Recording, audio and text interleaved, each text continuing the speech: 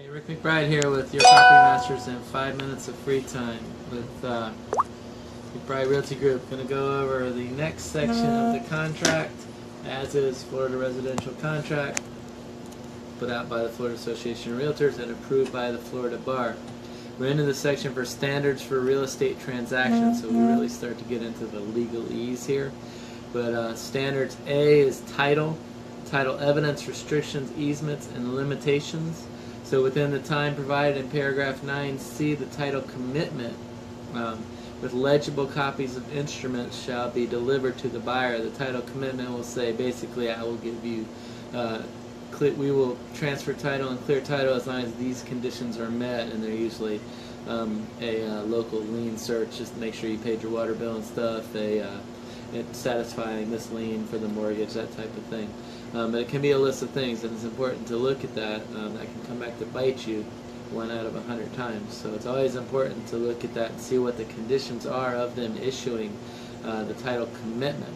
Once the title commitment's done, the buyers will receive marketable title, subject only to the following matters: comprehensive land use plan, zoning, and other restrictions and matters appearing on the plat, outstanding oil, gas, and mineral rights, unplatted public utilities, taxes for the year, assumed mortgages and money mortgages. So basically all the things that encumber a property that you know about that are going to transfer with it. You will have title insurance that excludes those things, the known encumbered things that transfers. There's a closing violation, then it shall be deemed a title defect, and marketable title shall be determined according to title standards accepted by the Florida Bar. There will be a title examination. The buyer will have 5 days after the receipt of the title commitment to examine it and notify the seller in writing of any defects, if any, that render the title unmarketable. So the buyer has 5 days to look over the title commitment once they have received it. If the seller provides the title commitment and it's delivered to the buyer less than 5 days prior to closing, then they have the right to extend the closing up to 5 days after the period that they received it. And the seller shall have 30 days to cure any issues with the title after receipt of buyer's notice that there's a problem with it.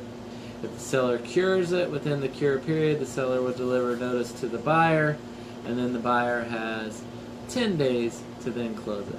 If the seller is unable to cure defects with the cure period, then the buyer may, within 5 days after the expiration, notify the seller and either extend the cure period for a period not to exceed 120 days, or they can cancel the contract. Electing to accept title with existing defects and close this contract on the closing date has passed within earlier 10 days of the executed cure period of buyer's seller notice, or elect to terminate the contract. So they can extend the cure period to 120 days, they can accept the problem with the title and go ahead and close, or they can cancel the contract. And if they do cancel the contract, they obviously get their deposit back. B is a survey. If the survey discloses encroachments on the real property, or that improvements located thereon encroach the setback lines, easements, or violations, or any applicable rules, the buyer shall deliver written notice of such matters, together with a copy of the survey, to the seller within 5 days. That they receive the survey, but no later than closing. If the buyer timely delivers the notice, such matters identified shall constitute a title defect and subject to the cure obligations of A above. So they can extend the cure period, they can accept it, or they can just cancel the contract. So the survey, if there's any encroachments, maybe your neighbor's fence or shed is on your property, then it's up to you how you work it out with the seller.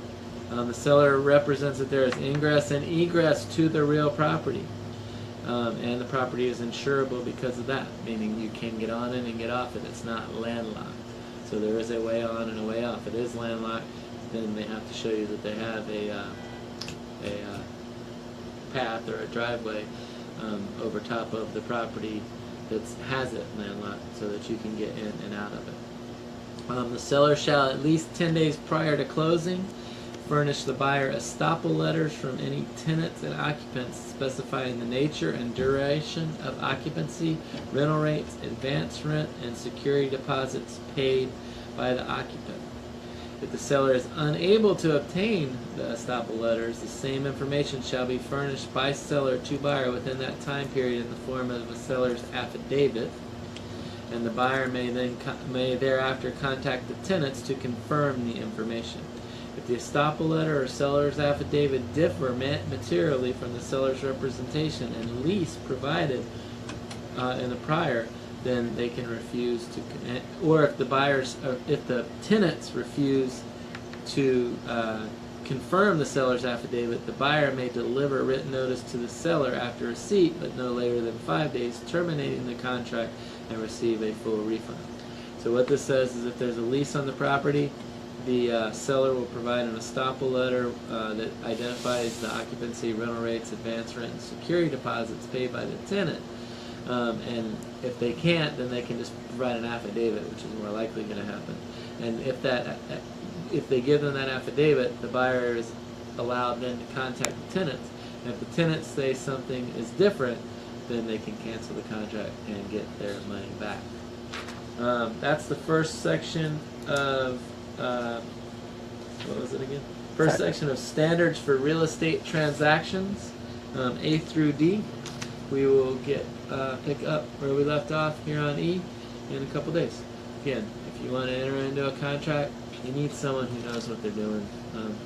Anyone can work a contract that goes smooth, but you need someone with experience who can help you through problems and issues that do arise. Call us or text us 386-866-1007 if you want to get top dollar for your property.